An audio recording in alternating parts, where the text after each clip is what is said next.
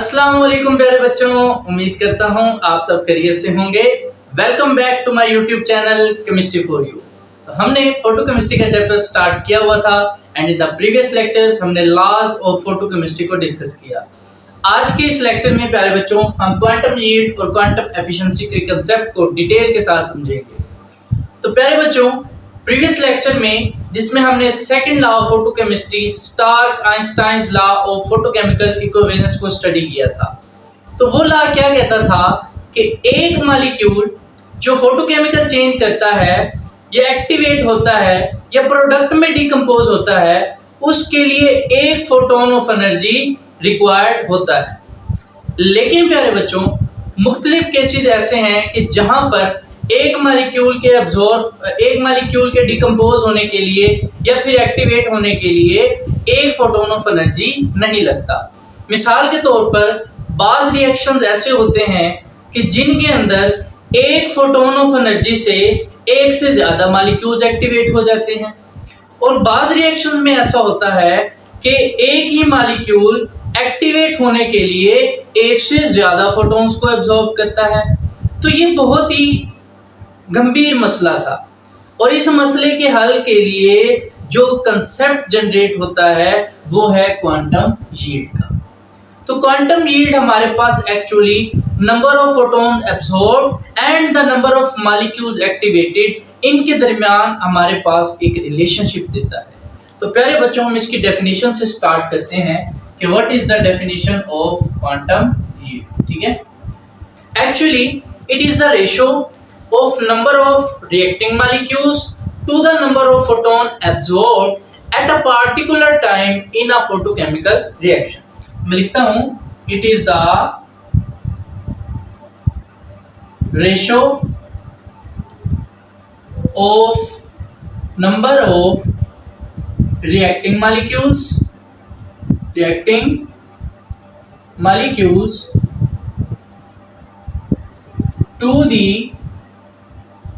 the number of photons absorbed at a particular time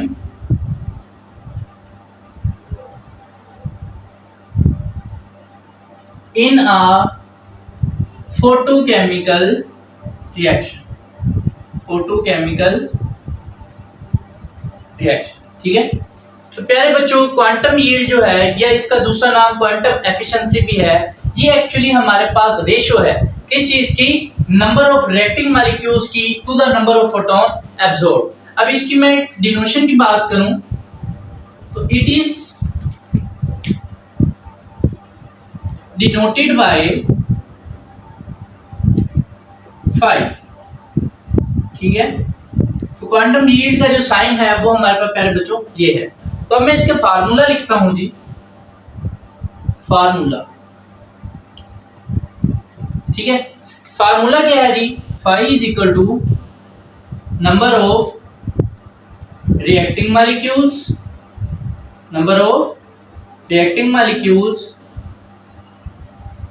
bye number of photons absorb. ठीक है, तो हमारे पास कितने नंबर ऑफ मॉलिक्यूल्स रिएक्ट कर रहे हैं बटा कितने नंबर ऑफ फोटॉन्स एब्सॉर्ब हुए हैं, इस रेशियो को हम क्या बोलते हैं? Quantum yield. ठीक है, अब प्यारे बच्चों, अगर क्वांटिटेटिव एस्पेक्ट से मैं इसका जो बेहतरीन फार्मूला है वो क्या होगा हमारे पास? Phi is equal to number of moles of reacting molecules at a given time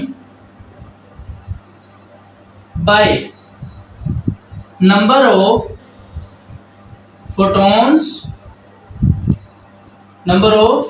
moles of photon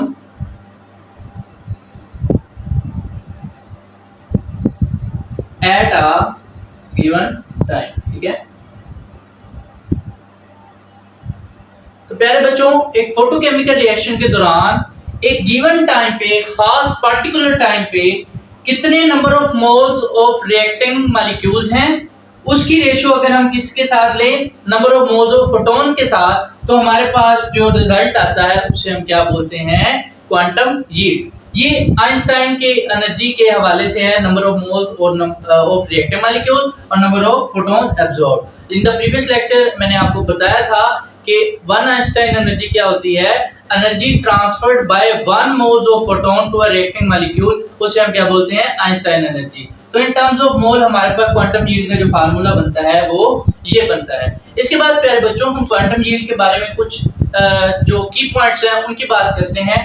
तो पहली बात तो ये है, it gives us a quantitative relationship between the number of molecules reacting and the number of photon absorb. तो आप ये लिख सकते हैं इसके की पॉइंट में, ये हमें रिएक्ट करने वाले मॉलिक्यूल्स की तादाद और फोटो एब्जॉर्ब होने वाले फोटोन्स की तादाद के बारे में एक रिलेशनशिप देता है। उसके साथ प्यारे बच्चों हमारे पास जो एक और बात है, ये हमें एक रिएक्शन की एफिशिएंसी के बारे में भी बताता है। Either it is a simple reaction और complex.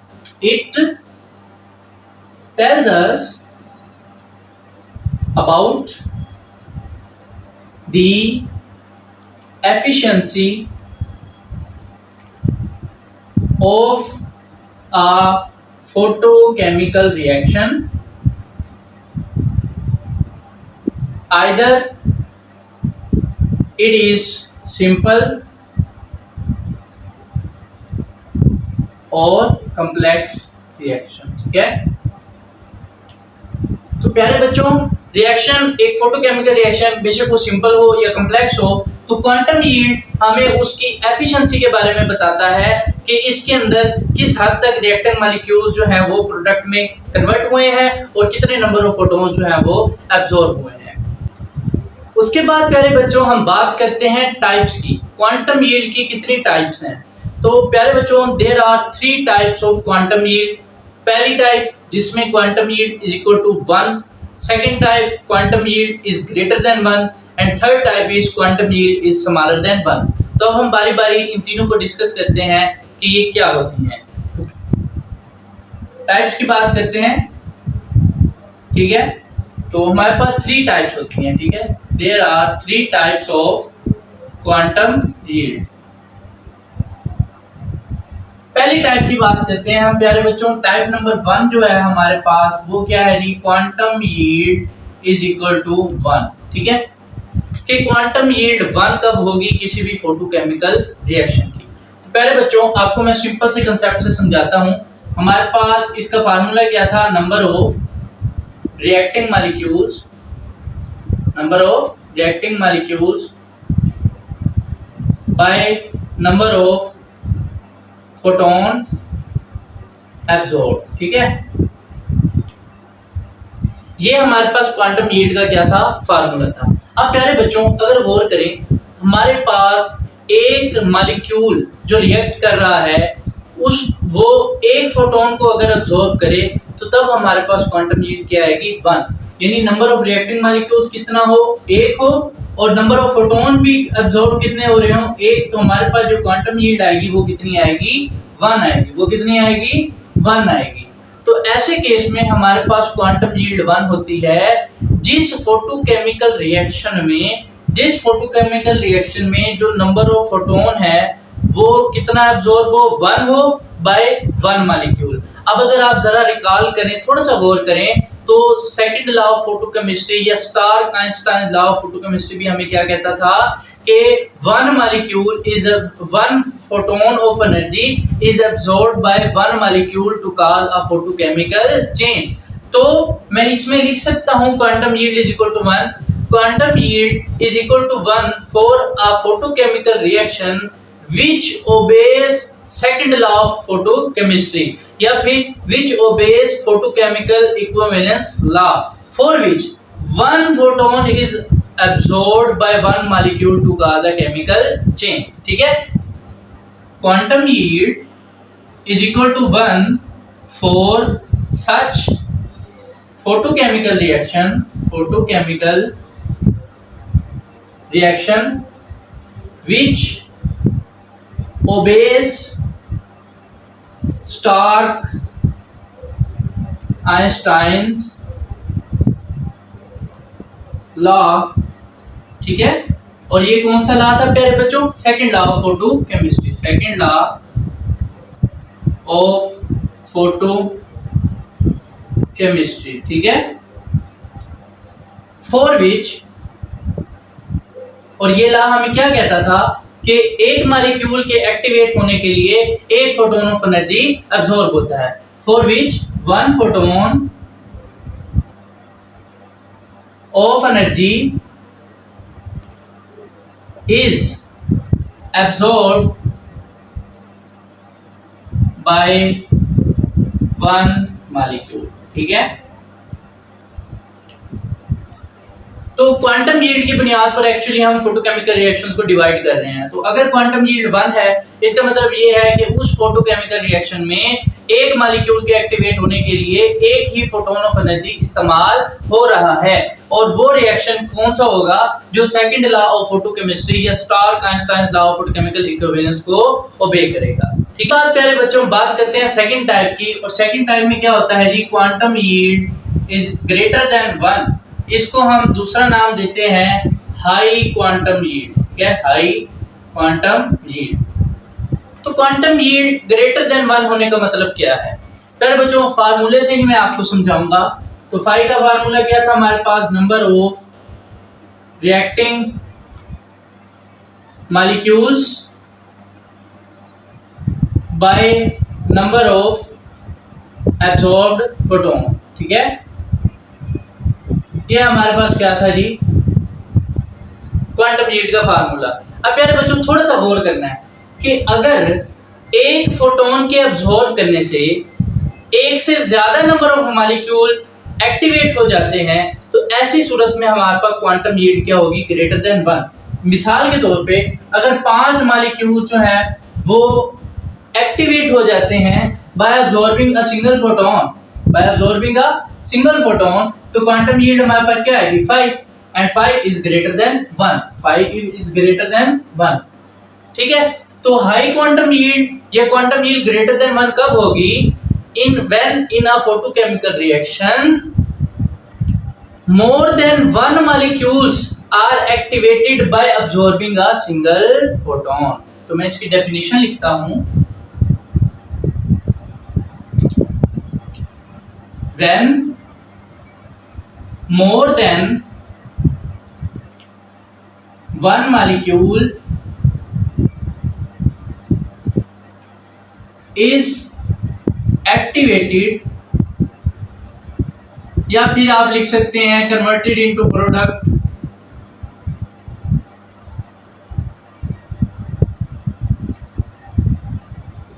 Bye absorbing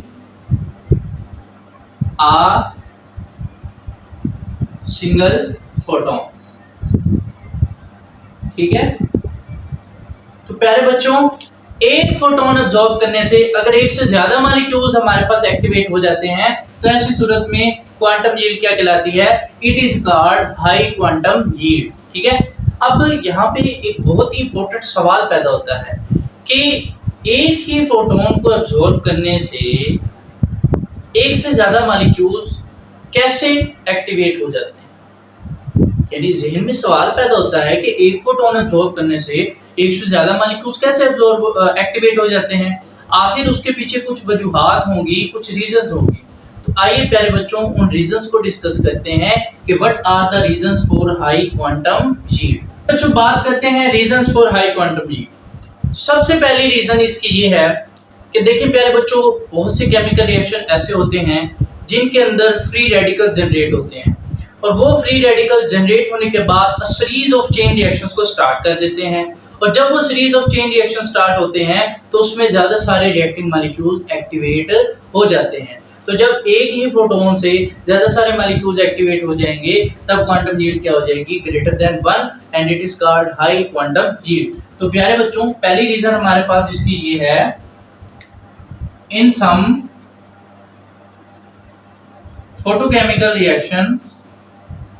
photochemical reactions free radicals are produced that start a series of chain reactions. That's why more than one molecules are activated. ठीक है, are activated. तो बहुत सारे reactions में free radical generate होते हैं जो चेन रिएक्शंस को स्टार्ट कर देते हैं, और उन चेन रिएक्शंस की सूरत में क्या होता है, हमारे पास बहुत सारे मॉलिक्यूल जो हैं वो एक्टिवेट हो जाते हैं। ओजोन लेयर फॉर्मेशन में आप देख सकते हैं, या HCl के फॉर्मेशन जो है उसमें भी क्लोरीन फ्री रेडिकल जनरेट होते हैं, और वो रेडिकल्स मजीद आगे दूसरे हाइड्रोजन गैस के मॉलिक्यूल्स को एक्टिवेट कर देते हैं। तो एक सिंगल फोटोन अब्सॉर्ब करने से ज्यादा सारे मॉलिक्यूल्स जो है वो एक्टिवेट हो जाते हैं। दूसरी रीजन प्यारे बच्चों ये है कि कुछ केमिकल रिएक्शंस ऐसे होते हैं जिनके अंदर रिएक्शन इंटरमीडिएट बनती है, और वो इंटरमीडिएट कैटलिस्ट के तौर पे काम करती है, और कैटलिस्ट के तौर पे काम करते वक्त वो दूसरे मॉलिक्यूल्स को एक्टिवेट कर देती है। तो उससे भी क्या होगा कि एक फोटोन अब्सॉर्ब करने से हमारे पास क्वांटम यील्ड जो है वो क्या हो जाएगी, ग्रेटर देन 1। तो सेकंड रीजन प्यारे बच्चों हमारे पास क्या है जी, formation of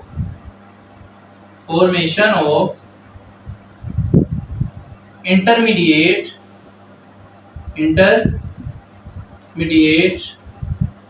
acting as catalyst। ठीक है, तो रिएक्शन के दौरान हमारे पास एक इंटरमीडिएट बनती है जो कैटलिस्ट का काम करती है, और दूसरे मॉलिक्यूल्स को वो भी एक्टिवेट करने में मदद करती है या एक्टिवेट करती है। उसके बाद प्यारे बच्चों थर्ड रीजन ये है कि कुछ फोटोकेमिकल रिएक्शन एक्सोथर्मिक होते हैं। एक्सोथर्मिक का मतलब ये है कि ऐसे रिएक्शन जिनमें हीट इवॉल्व होती है, निकलती है। अब वो जो हीट निकलेगी उस हीट एनर्जी को दूसरे मॉलिक्यूल्स एब्सॉर्ब करके एक्टिवेट हो जाते हैं। तो इन सम रिएक्शंस, तीसरी हमारे पास जो इसकी रीजन है वो ये है, some photochemical reaction are exothermic and the heat evolved is absorbed by other molecules and they are activated। ठीक है, तो प्यारे बच्चों एक्सोथर्मिक रिएक्शन होने की वजह से हीट इवॉल्व होती है, उस हीट को दूसरे रिएक्टेंट मॉलिक्यूल्स एब्सॉर्ब कर लेते हैं, और एब्सॉर्ब करने के बाद वो भी क्या हो जाते हैं, एक्टिवेट। तो एक फोटोन एब्सॉर्ब करने से ज्यादा सारे मॉलिक्यूल्स जब एक्टिवेट हो जाएंगे तब हमारे पास क्वांटम यील्ड क्या हो जाएगी, ग्रेटर देन 1। उसके बाद लास्ट रीजन जो हमारे पास प्यारे बच्चों आती है वो ये है कि एक मॉलिक्यूल के ऊपर लाइट गिरी, ठीक है, उसने लाइट को एब्सॉर्ब किया और एक्टिवेट हो गया। एक्टिवेट होने के बाद वो एक्टिवेटेड मॉलिक्यूल दूसरे मॉलिक्यूल्स के साथ कोलाइड करता है, कोलाइड करके वो एनर्जी उनको ट्रांसफर करता है, और वो मॉलिक्यूल भी एक्टिवेट हो जाते हैं। ठीक है, तो फोर्थ रीजन हमारे पास क्या है जी, तो ये है एक्टिवेटेड मॉलिक्यूल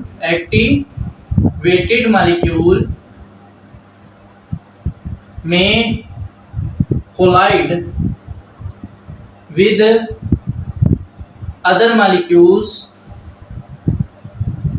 ठीक है, and activate them।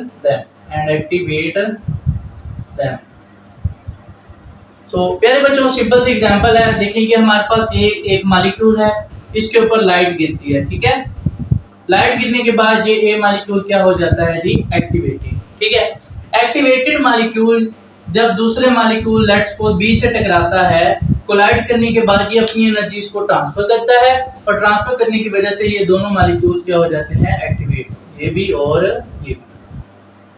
तो प्यारे बच्चों ये कुछ वजूहात हैं जिनकी वजह से एक फोटोन एब्सॉर्ब करने से ज्यादा सारे मॉलिक्यूल्स वो क्या हो जाते हैं, एक्टिवेट हो जाते हैं, और ऐसी सूरत में क्वांटम यील्ड जो है वो क्या हो जाएगी, greater than 1, and it is known as high quantum yield. उसके बाद प्यारे बच्चों बात करते हैं हमारी तीसरी टाइप और लास्ट टाइप है जी क्वांटम यील्ड की, वो है जी low quantum yield. Quantum yield is smaller than 1, या इसको हम क्या बोलते हैं, लो क्वांटम यील्ड। ठीक है, तो प्यारे बच्चों हाई क्वांटम यील्ड का बिल्कुल उलट।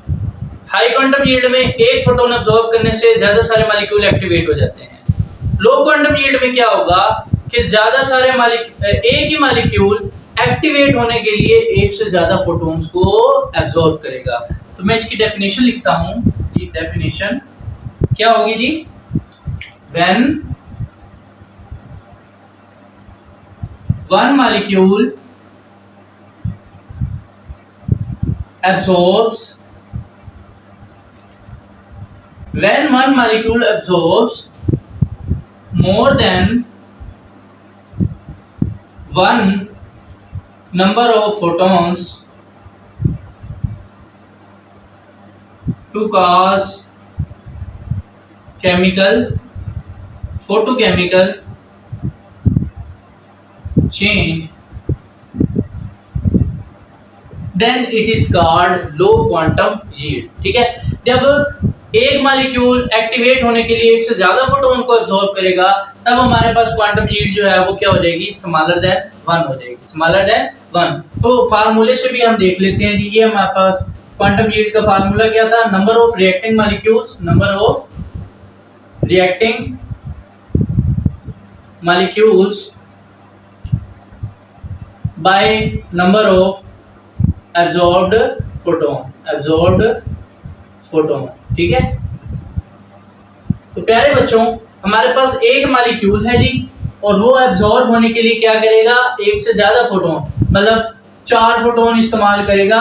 तो जब ऊपर वाली वैल्यू छोटी हो जाए, नीचे वाली वैल्यू बड़ी हो जाए, तो हमारे पास रिजल्ट क्या आएगा, वो स्मॉलर देन 1 आएगा। तो हमारे पास जो क्वांटम यील्ड है वो क्या हो जाएगी, लो हो जाएगी, स्मॉलर देन 1 हो जाएगी। अब प्यारे बच्चों सेम उसी तरीके से कि जिस तरह हाई क्वांटम यील्ड की रीजंस थी, इसी तरह लो क्वांटम यील्ड की भी कुछ रीजंस हैं कि व्हाई एक मॉलिक्यूल जो है वो एक से ज्यादा फोटोन्स को एब्जॉर्ब करता है एक्टिवेट होने के लिए। ऐसी कौन सी वजूहात है जिनकी बिना पर ये चीज होती है, तो आइए देखते हैं बताते हैं। बच्चों बात करते हैं reasons for low quantum yield की, कि वो कौन कौन सी वजूहात है जिनकी बिना पर एक मॉलिक्यूल एक से ज्यादा फोटोन को एब्जॉर्ब करता है। तो सबसे पहली रीजन प्यारे बच्चों इसकी ये है कि जो एक्टिवेटेड मॉलिक्यूल है वो प्रोडक्ट में कन्वर्ट होने से पहले ही वो क्या हो जाता है, डीएक्टिवेट हो जाता है, अपनी एनर्जी को लूज कर देता है। तो उसके लिए फिर वो दोबारा दूसरे फोटोन्स ऑफ एनर्जी को एब्जॉर्ब करेगा। तो एक ही मॉलिक्यूल एक्टिवेट होने के लिए या डिकम्पोज होने के लिए इससे ज्यादा फोटोन्स इस्तेमाल करता है, तो ऐसी सूरत को हम क्या बोलते हैं, लो क्वांटम यील्ड। तो पहली रीजन हमारे पास ये है कि द एक्टिवेटेड मॉलिक्यूल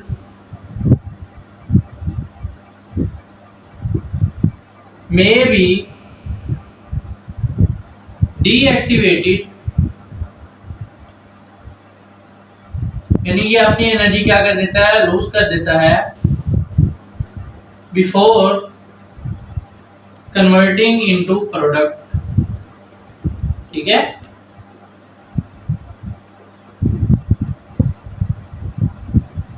कि प्रोडक्ट्स में कन्वर्ट होने से पहले ही वो अपनी एनर्जी को लूज करके दोबारा डीएक्टिवेट हो जाता है।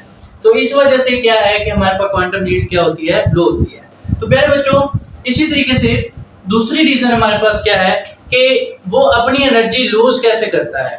ये है ना, एक एक्टिवेटेड मॉलिक्यूल है, वो प्रोडक्ट में जाने से पहले अपनी एनर्जी लूज कैसे कर सकता है।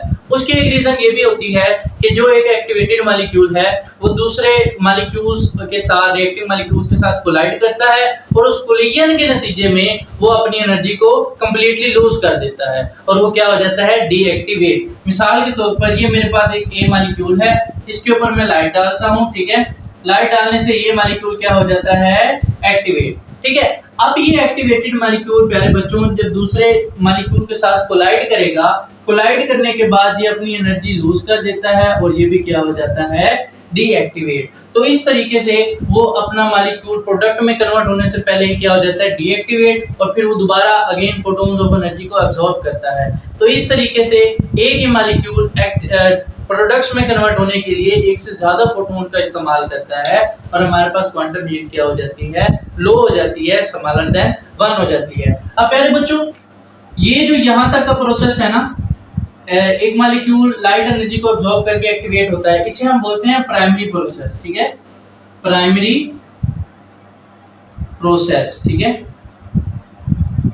तो इसके नतीजे में ये जो प्राइमरी प्रोसेस है, मैं कह सकता हूं it may be reverse, it may be primary process में बी रिवर्स। ठीक है,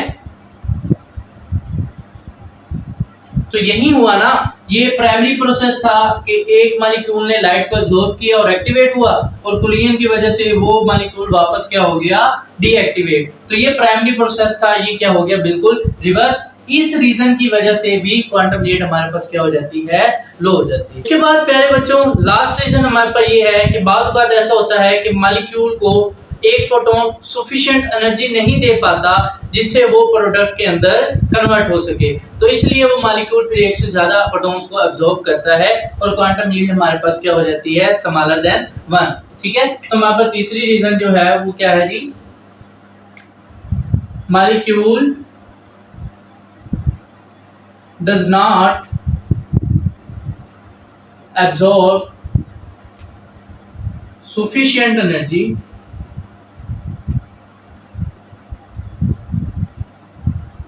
to be converted into product। ठीक है, तो प्यारे बच्चों, ये कुछ मेन रीजंस थी जिनकी वजह से क्वांटम यील्ड जो है वो एक से क्या हो जाती है, कम। तो ये आज का हमारा क्वांटम यील्ड का बहुत ही इंपॉर्टेंट और बहुत ही आसान तरीन टॉपिक था कि इसमें हमने देखा क्वांटम यील्ड होती क्या है, ठीक है, उसका फार्मूला क्या है, उसके बाद हमने उसकी 3 टाइप्स को डिस्कस किया, क्वांटम यील्ड 1 कब होगी, क्वांटम यील्ड 1 से ग्रेटर कब होगी और क्वांटम यील्ड 1 से स्मॉलर कब होगी। उम्मीद करता हूं आपको लेक्चर समझ आ गया होगा। अगर कोई बात समझ नहीं आई तो आप कमेंट सेक्शन के अंदर पूछ सकते हैं। चैनल को सब्सक्राइब लाजमी कीजिए, वीडियो को लाइक कीजिए। मिलते हैं नेक्स्ट लेक्चर में, तब तक अपना ख्याल रखिए। खुदा हाफिज।